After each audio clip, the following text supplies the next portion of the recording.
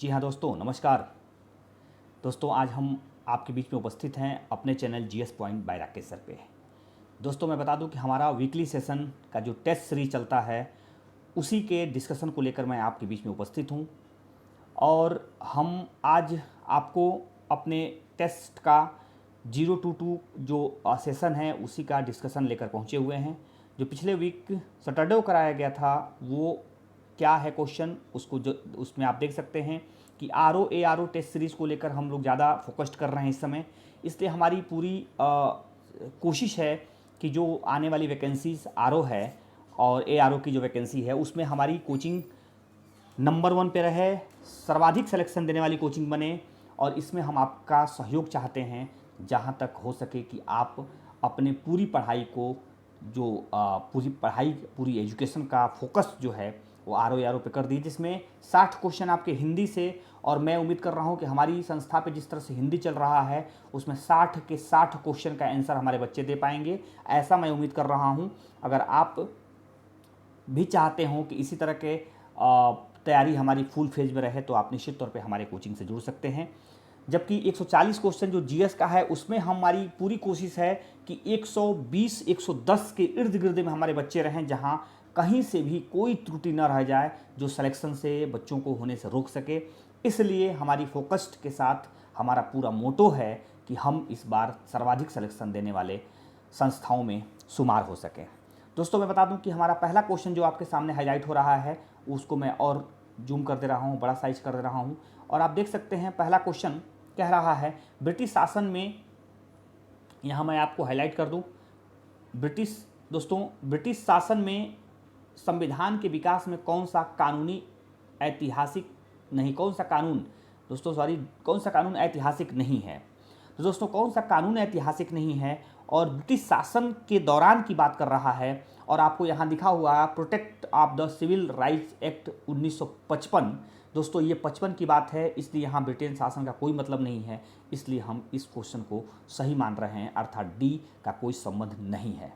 दोस्तों अगला क्वेश्चन हम देख पा रहे हैं, ब्रिटिश शासन ने भारतीय स्वतंत्रता अधिनियम, जो दोस्तों स्वतंत्रता के कुछ दिन पहले पारित हुआ था, वह कब पारित हुआ था और ब्रिटिश संसद द्वारा पारित हुआ था। तो जुलाई 1947 में हम इसको पारित किए थे।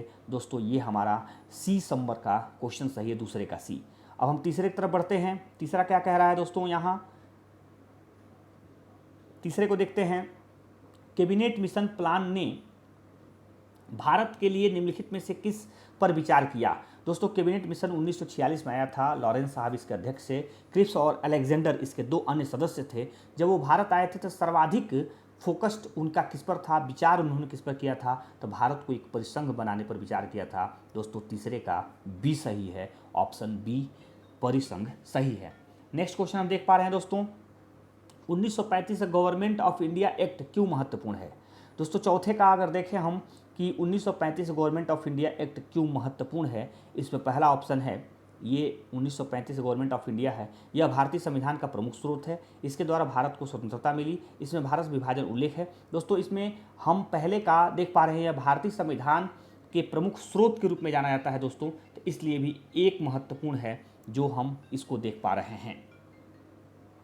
नेक्स्ट हम देखते हैं दोस्तों पांचवा क्वेश्चन हम देखते हैं, निम्नलिखित में से किस एक अधिनियम द्वारा भारतीय संघीय न्यायालय की स्थापना की गई थी। दोस्तों भारतीय संघीय न्यायालय की स्थापना किस अधिनियम के द्वारा की गई थी, तो इसमें भारत शासन अधिनियम 1919 है, जिसमें दोस्तों इसमें क्या है कि पांचवे का आप देख पा रहे हैं कि ये समस्या ये है कि 1935 अधिनियम के साथ भारतीय संघ की स्थापना की गई थी।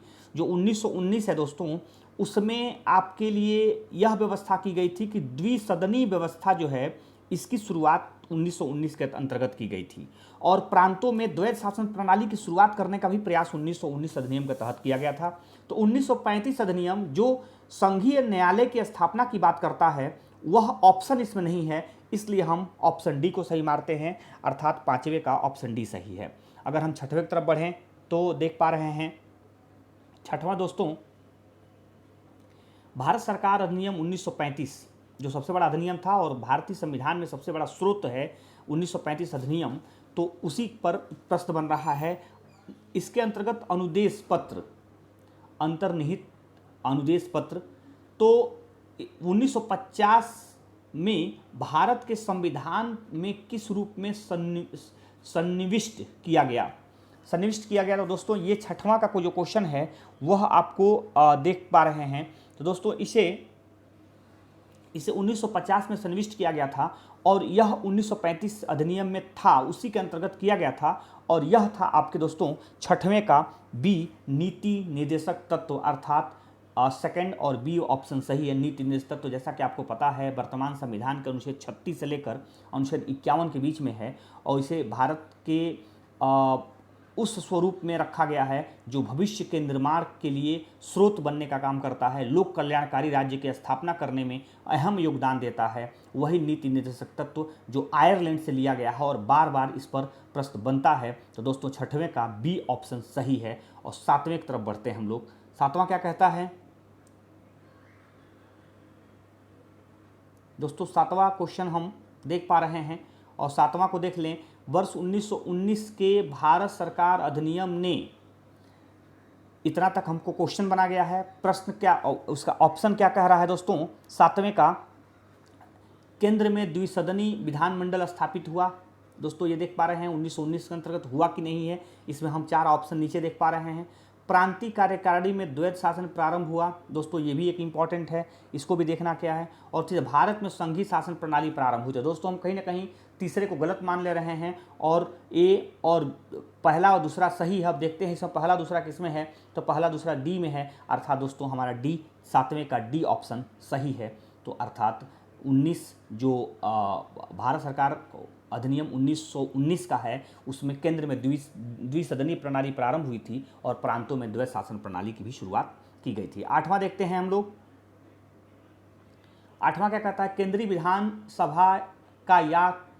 केंद्रीय विधानसभा का निम्नलिखित में से कौन सा निर्वाचन भारत शासन अधिनियम 1919 के तहत हुआ था? दोस्तों केंद्रीय विधानसभा का कौन सा निर्वाचन 1919 के अधिनियम के अंतर्गत हुआ था? तो आप 1926 का एक है और एक 1945 का है, क्योंकि 1937 का जो अधिनियम, 1937 का चुनाव है 1935 अधिनियम के अंतर्गत हुआ था। बाकी ये दोनों चुनाव 1919 अधिनियम के अंतर्गत हुआ था। अर्थात ए और 3, अर्थात इसका सी सही है क्योंकि पहला और तीसरा इसमें सही दर्शाया गया है। नौवां का क्या कह रहा है दोस्तों? निम्नलिखित में से किस अधिनियम के अधीन भारतीय ईसाइयों और आंग्ल भारतीयों के प्रतिनिधित्व पृथक निर्वाचित मंडल बनाए गए थे?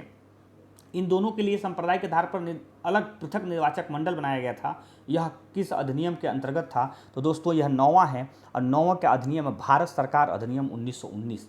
और भारत सरकार अधिनियम 1919 का यह है जिसमें हम भारतीय ईसाई और आंग्ल भारतीयों को अलग प्रतिनिधित्व, निर्वाचन प्रतिनिधित्व की चर्चा कर पाए थे। दोस्तों 10वां हम देख लेते हैं। 10वां क्या कहता है? भारत में द्वैध शासन सर्वप्रथम निर्मित किस अधिनियम के पुनर्गठन किया गया? दोस्तों द्वैध शासन का भारत में किस अधिनियम के तहत पुनर्गठन किया गया? अर्थात ये मॉन्टेग्यू सुधार अधिनियम है, जिसे मॉन्टेग्यू चेम्सफोर्ड सुधार अधिनियम कहा जाता है। यह 1919 में लाया गया था। यह ऑप्शन सही है, अर्थात 10वें का बी सही है। 11वां क्या कहता है दोस्तों? निम्नलिखित में से किस, दोस्तों ये कहता है निम्नलिखित में से किस एक्ट द्वारा भारत के गवर्नर जनरल को अध्यादेश जारी करने का शक्ति प्रदान की गई थी? दोस्तों आज भी भारत के राष्ट्रपति के पास अध्यादेश जारी करने की शक्ति है और उस समय गवर्नर जनरल को अध्यादेश जारी करने की शक्ति प्रदान की गई थी। और किस एक्ट के द्वारा किया गया था? इंडियन काउंसिल एक्ट 1861 के अंतर्गत किए गए थे। दोस्तों 1861 में भारत के उस समय जो गवर्नर जनरल थे उन्हें, हालांकि 1861 तक आते आते वायसराय हो गए थे, उन्हें हम जो है कि अध्यादेश जारी करने की शक्ति प्रदान कर पाए थे।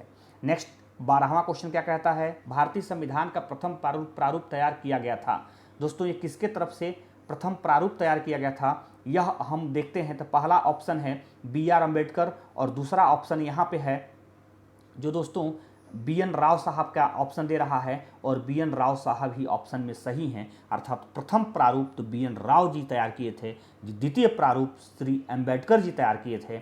और इस तरह से देखा जाए तो BN राव साहब प्रथम प्रारूप तैयार करने वाले भारत के संविधान सभा के सदस्य थे।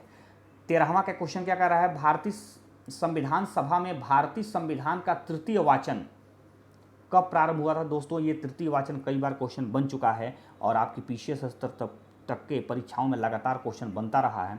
तृतीय वाचन कब से शुरू हुआ था, तो दोस्तों 14 नवंबर 1949 से शुरू हुआ था और 26 नवंबर 1949 तक चला था। यह तृतीय वाचन और अंतिम वाचन था। इस पर कई बार क्वेश्चन बन चुका है, आप इस पर ध्यान रखे रहिएगा।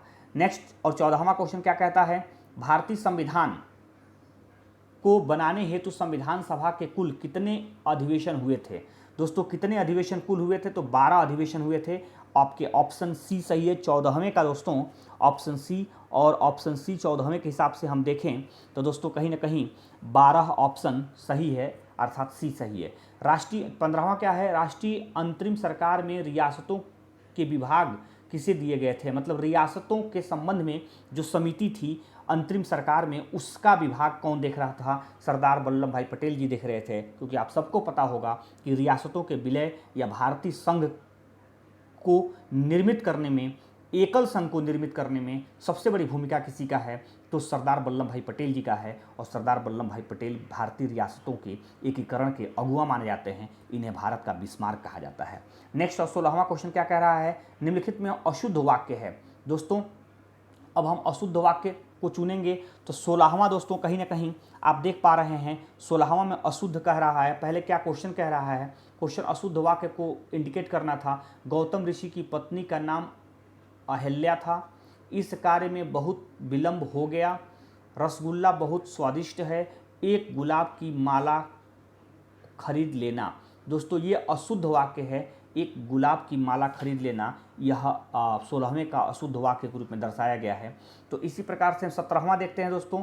17वां क्या कहता है, कान के नीचे लटकता हुआ कोमल भाग के लिए एक शब्द उपयोग होता है। दोस्तों कान के नीचे जो सबका लटकता हुआ एक कोमल सा भाग होता है उसे कर्णपाली कहा जाता है। और आप खुद भी चेक कर सकते हैं कि कान के नीचे का सबसे कोमल जो भाग होता है, काफ़ी सबसे नीचे वाला हिस्सा होता है, कोमल भी होता है, उसे कर्णपाली कहते हैं। जिसमें बाली वगैरह भी पहना जाता है दोस्तों महिलाओं की तरफ से, उसी को कर्णपाली कहा जाता है। 18वां क्वेश्चन क्या कह रहा है, एकल शब्द का तद्दो क्या है।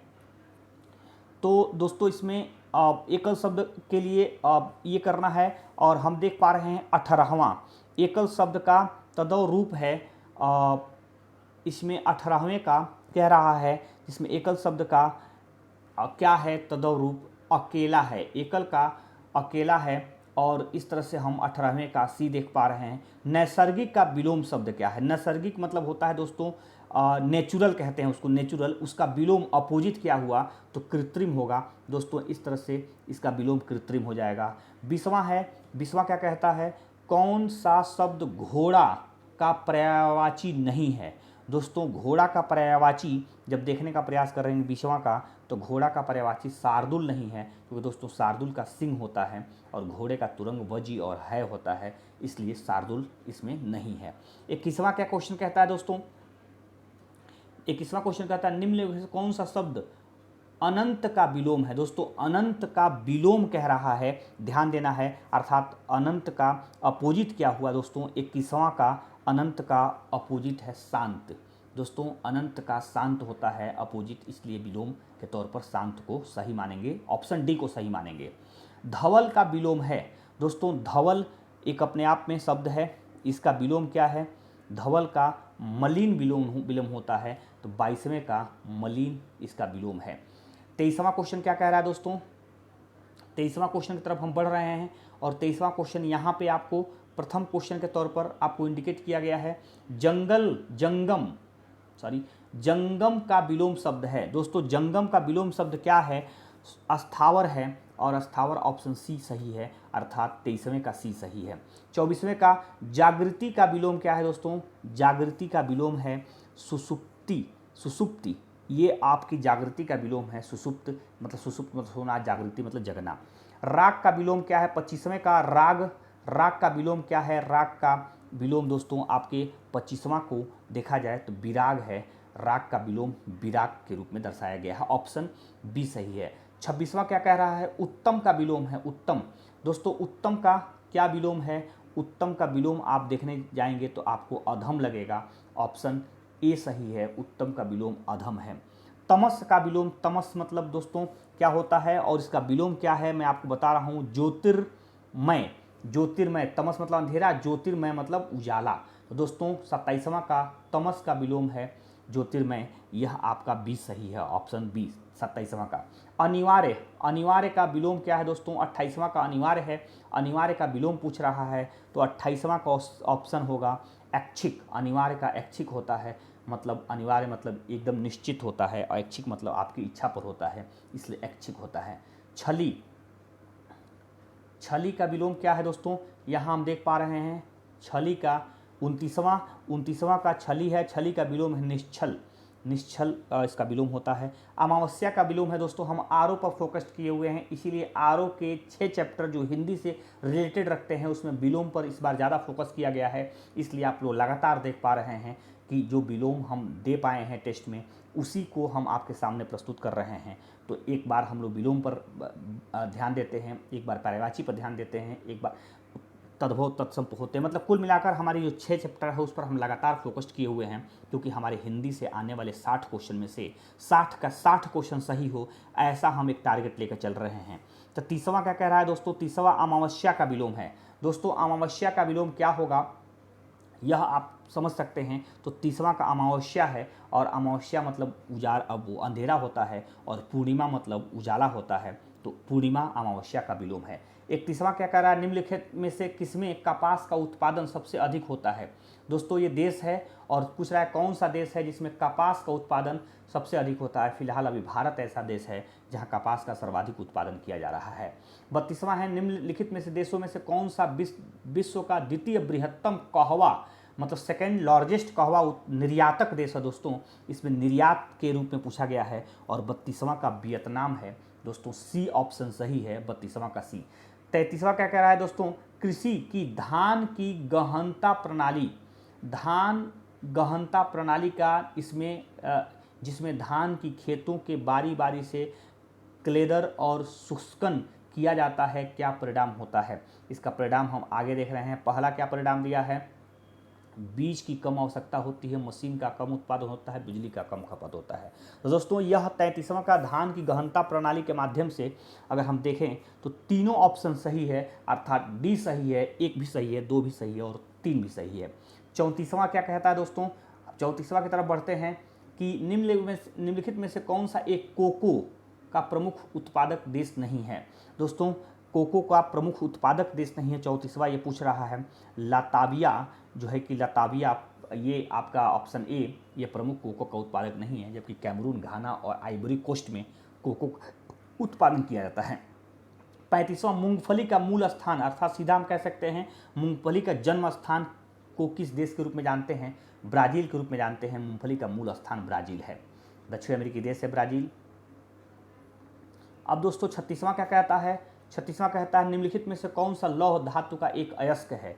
दोस्तों लौह धातु का एक अयस्क क्या है यह हम देखने का प्रयास करेंगे। तो लौह धातु का एक अयस्क 36वां है और 36वां यहाँ आप देख सकते हैं। 36वां कह रहा है दोस्तों लौह धातु का एक अयस्क है हेमेटाइट, और हेमेटाइट आप लौह के अलग अलग धातुओं में से, अलग अलग अयस्क में से एक धातु है हेमेटाइट, जो अच्छा धातु माना जाता है लेकिन बहुत अच्छा नहीं, फिर भी हम अच्छे धातुओं की श्रेणी में खड़ा करते हैं। अंतर्राष्ट्रीय स्तर पर मेसाबी रेंज किस उत्पादन के लिए जाना जाता है। दोस्तों मेसाबी रेंज किस उत्पादन के लिए जाना जाता है, वो भी अंतर्राष्ट्रीय स्तर पर, तो लौह अयस्क के रूप में मेसाबी रेंज के रूप में जाना जाता है, जहाँ से लोहे का अयस्क ज़्यादा पाया जाता है, वही मेसाबी रेंज है। मलेशिया में किंटा घाटी, दोस्तों मलेशिया एक जगह है, जो एक देश है जहाँ एक किंटा घाटी है, और आप देख पा रहे हैं किंटा घाटी किसके लिए प्रसिद्ध है। आप यहाँ ऑप्शन को हम और ऊपर कर दें तो आपको देखने को मिलेगा किंटा घाटी टीन उत्पादन के लिए बहुत मशहूर है, और मलेशिया टीन के उत्पादन के लिए अच्छा देश माना जाता है। तो किंटा घाटी मलेशिया में है और टीन के उत्पादन के लिए जाना जाता है। निम्नलिखित में से कौन सा देश विश्व में आयोडीन का अग्रणी उत्पादक है। दोस्तों आयोडीन का अग्रणी उत्पादक कौन देश है, तो चिली है, क्योंकि आप सबको पता होगा चिली प्रशांत महासागर के तटीय क्षेत्र पर स्थित है और लंबा सा देश है, दक्षिण अमेरिकी देश है, और काफ़ी लंबा होने के नाते इसका तट बहुत लंबा है, जहां आयोडीन का उत्पादन खूब मात्रा में होता है, इसलिए चिली प्रथम देश है आयोडीन उत्पादन में। 40वां क्या कहता है दोस्तों, निम्न ऊर्जा में से कौन सी जैविक मात्रा में सर्वाधिक उपयोग की जाती है। दोस्तों जैविक मात्रा में जो एक तरह से कह सकते हैं ऐसी ऊर्जा जो जैविक मात्रा जिससे कोई नुकसान न हो, जिससे कोई पर्यावरण को जो है कि खराबी न पहुंचाया जा सके, ऐसी ऊर्जा सर्वाधिक मात्रा में कौन सा उपयोग हो रहा है और लगातार उसकी उपयोगिता बढ़ती भी जा रही है, वह है दोस्तों सौर ऊर्जा, ऑप्शन बी। 41वां क्या कहता है, निम्न में से कौन सा विश्व का काफ़ी पोर्ट कहा जाता है। दोस्तों काफ़ी पोर्ट की संज्ञा किसे दी जाती है, तो सेंटोस को दी जाती है। सेंटोस ब्राज़ील का एक बंदरगाह है जिसे काफ़ी पोर्ट इसलिए कहा जाता है क्योंकि वहाँ से भारी मात्रा में कॉफ़ी का निर्यात किया जाता है और इसीलिए सेंटोसा बंदरगाह या सेंटोस बंदरगाह ब्राज़ील के एक बंदरगाह को कहते हैं, काफ़ी पोर्ट भी कहा जाता है। 42वां क्या कहता है दोस्तों, हाल ही में भारत सरकार द्वारा अफगानिस्तान को गेहूं की आपूर्ति ग्वादर पत्तन से किया गया, यह किस देश में है। दोस्तों ग्वादर पत्तन लगातार चर्चा में रहा है और ग्वादर पत्तन एक प्रसिद्ध पत्तन है और वह ईरान का है। वहाँ से भारत जब भी कोई निर्यात करता है पाकिस्तान को वहाँ से तकलीफ़ होती है, पाकिस्तान उस पर ऑब्जेक्शन उठाने का प्रयास करता है। जहाँ तक आपको पता होगा ग्वादर पत्तन तक जाने का प्रयास चाइना ने किया था, लेकिन भारत की अच्छी नीति के नाते ग्वादर पत्तन को चाइना तक नहीं पहुँचाया जा सका। चाइना की जो सी बेल्ट है वह वहाँ तक नहीं पहुँच सकी थी और ग्वादर पत्तन ईरान में स्थित है और ईरान एक अरब सागर के तट पर स्थित देश है। 43वां क्या कहता है, निम्नलिखित में से विश्व का सर्वाधिक व्यस्त बंदरगाह कौन सा है, व्यस्त महासागर कौन सा है। दोस्तों सर्वाधिक व्यस्त महासागर कौन सा है, तो व्यस्त महासागर के तौर पर व्यस्त महासागर कौन सा है। तो इस तरह से हम देख पा रहे हैं सर्वाधिक व्यस्त महासागर के रूप में पहला ऑप्शन है हिंद महासागर, दूसरा उत्तरी अटलांटिक महासागर, तीसरा दक्षिणी अटलांटिक महासागर और डी है प्रशांत महासागर। दोस्तों भले ही प्रशांत महासागर सबसे बड़ा है लेकिन उत्तरी अटलांटिक महासागर सर्वाधिक व्यस्त महासागर है और इसलिए भी है क्योंकि यूरोप और उत्तरी अमेरिका के बीच में है जहाँ से लगातार व्यापार होते रहते हैं, कई जहाज़ें लगातार आती जाती रहती हैं, इसीलिए व्यस्त महासागरों में से शामिल किया गया है। इस ऑप्शन जो 4 ऑप्शन है उसमें सर्वाधिक व्यस्त के रूप में उत्तरी अटलांटिक महासागर को ही माना जाएगा। 44वां क्या कहता है, पृथ्वी पर महासागरों की संख्या कितनी है। दोस्तों क्वेश्चन तो है आसान और निश्चित तौर पे हम उम्मीद कर रहे हैं कि आप लोगों ने सही लगाया होगा, सब लोगों ने सही लगाया होगा। पृथ्वी पर महासागरों की संख्या है 5 और ऑप्शन ए आपका सही है, जिसमें प्रशांत महासागर, हिंद महासागर, अटलांटिक महासागर, अंटार्कटिका महासागर और आर्कटिक महासागर, ये 5 ही महासागर हैं धरती पर, इसलिए ऑप्शन 5 ऑप्शन ए सही है। 45वां क्या कहता है, निम्नलिखित में से कौन सा सागर बिना तटीय रेखा का है। दोस्तों हम कई बार पढ़ाए हैं ज्योग्राफी में कि बिना तटीय रेखा वाला महासागर कौन सा है, सागर कौन सा है, तो सारगैसो सागर है दोस्तों। सारगैसो सागर का कोई तट नहीं है, सारगैसो नामक एक घास का क्षेत्र है, उसी को सागर का दर्जा दिया गया है। यह अटलांटिक महासागर में है, उत्तरी अटलांटिक महासागर में है और इस तरह से सारगैसो सागर को ही बिना तट वाला सागर कहा जाता है। ऑप्शन बी सही है, 45वां का ऑप्शन बी। 46वां क्या कहता है, सवांग बंदरगाह। दोस्तों सवांग जो बंदरगाह है निम्नलिखित में कथनों पर विचार कीजिए। उस बंदरगाह से संबंधित प्रश्न है और क्या प्रश्न है उसको हम आगे देखें। तो यहाँ आपके सामने 45वां का आपके सामने जो आ रहा है ऑप्शन है, यह अंडमान निकोबार द्वीप समूह में स्थित है। दूसरा है भारत इसे इंडोनेशिया के साथ विकसित करने की योजना बना रहा है। अब इसमें से खोजना है कि आपके पास कौन सा ऑप्शन सही है।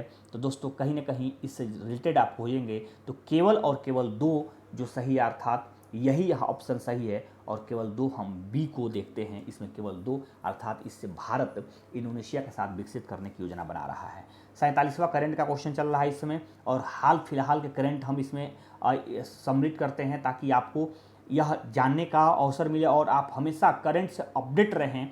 इसलिए हमारी कोशिश होती है कि हाल फिलहाल के दिनों में जो घटी हुई घटनाएं हैं वही आपको दर्शाया जाए ताकि आप जब अपडेट रहेंगे तो यही क्वेश्चन जाकर बाद में मेन स्ट्रीम में महत्वपूर्ण क्वेश्चन के रूप में सामने आएंगे। इसलिए किसी बीती हुई क्वेश्चन के बजाय हम करंट या पिछले हफ्ते के इर्द गिर्द के क्वेश्चन को उठाते हैं, जिसमें आपकी मजबूरी बनती है और आपके लिए ज़रूरी बनता है कि आप तत्काल के क्वेश्चन को पढ़ते रहें, करंट के क्वेश्चन को पढ़ते रहें। हाल ही में G20 पर्यटन ग्रुप की बैठक श्रीनगर में की गई थी। कौन सा देश G20 का सदस्य नहीं है। दोस्तों कौन सा देश G20 का सदस्य नहीं है, तो इसमें ऑप्शन है तुर्की, सऊदी अरब, इंडोनेशिया और UAE। तो दोस्तों संयुक्त अरब अमीरात अर्थात UAE G20 का सदस्य नहीं है। और आपको इसलिए भी जानना जरूरी है कि कोई पर्यटन ग्रुप जब श्रीनगर में हुआ था तो वहाँ 2 देश इसका बहिष्कार किए थे, एक तुर्की था, एक सऊदी अरब था। अर्थात तुर्की उसमें था, इससे ये पता चल रहा है कि तुर्की G20 का सदस्य था और सऊदी अरब भी G20 का सदस्य था, जबकि UAE G20 का सदस्य नहीं था। और इंडोनेशिया इसलिए भी था दोस्तों क्योंकि इंडोनेशिया में पिछले दिनों ही G20 का सम्मेलन हुआ है और उसके बाद भारत सम्मेलन आया है, तो UAE इसका ऑप्शन है और ऑप्शन 4 सही था। 48 में क्या है, हाल ही में GDP ग्रोथ रेट के नए आंकड़े जारी किए गए हैं और वो जो कितने प्रतिशत को दर्शा रहा है। दोस्तों इस बार दुनिया में सबसे तेज़ गति से GDP भारत की विकसित हुई है, बढ़ी है और वो 7.2 की रफ्तार से आगे बढ़ रही है और इसलिए 7.2 इस बार के आंकड़े में था जो GDP ग्रोथ रेट को दर्शा रहा था। 49 क्या कहता है दोस्तों, सेकंड लास्ट क्वेश्चन है, आप ध्यान से देख लें। सेकंड लास्ट क्वेश्चन, हाल ही में PM मोदी जी द्वारा संसद भवन का उद्घाटन 28 मई को किया गया।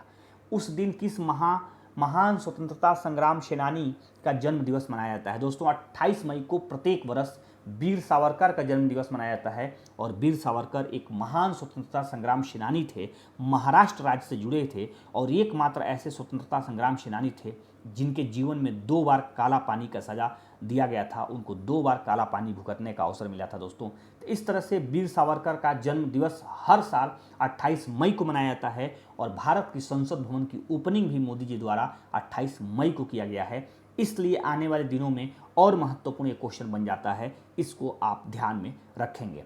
50वां है, नए संसद भवन का वास्तुकार कौन है। दोस्तों नए संसद भवन का वास्तुकार अर्थात इंजीनियर जो हैं, इसे हम भारतीय संसद का जन्मदाता भी कह सकते हैं, वह बिमल पटेल जी हैं।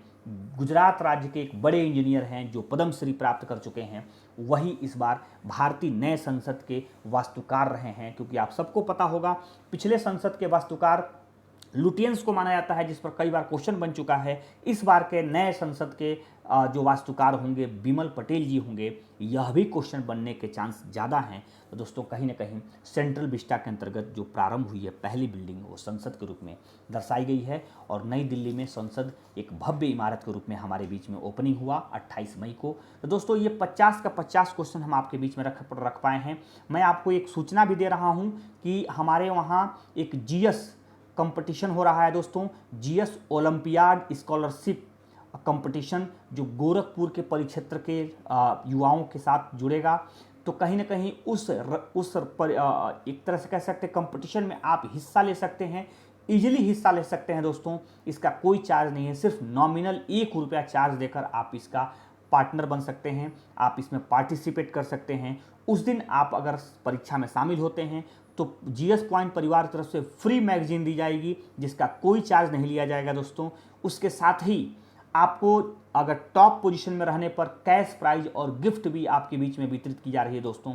तो कहीं ना कहीं एक सुनहरे अवसर का आप लाभ जरूर लीजिए। आप कहीं भी, चाहे आप किसी लाइब्रेरी में पढ़ते हों, चाहे किसी यूनिवर्सिटी में पढ़ते हों या किसी कॉलेज में पढ़ते हों या सेल्फ स्टडी करते हों, तो भी आप इस कंपटीशन का हिस्सा बनिए और इस कंपटीशन में बैठकर अपनी प्रतिभा को जानने का मौका प्राप्त कीजिए दोस्तों। तो कहीं ना कहीं हम उम्मीद कर रहे हैं कि आप हमारी कोचिंग संस्था तक आकर एक रजिस्ट्रेशन करा लेंगे, अपना नाम लिखवा लेंगे और उसकी सिर्फ नॉमिनल चार्ज 1 रुपया है, जो एक तरह से कह सकते हैं औपचारिक चार्ज के तौर पर रखा गया है। आप उसके जो है कि हिस्सेदार होने के लिए आप हमारे कोचिंग तक पहुंचकर, हमारी coaching GDA tower 4th floor में है जहां पे लगातार ऑफलाइन क्लासेस वहां से दी जाती है। आप वहां रजिस्ट्रेशन कराकर हमारे डेट को जान लेंगे कि किस डेट को यह परीक्षा ऑर्गेनाइज की जाएगी, उस दिन आप जरूर से उपस्थित होंगे। तो दोस्तों इस वीडियो को देखने के लिए आप सबको बहुत बहुत धन्यवाद। Thank you.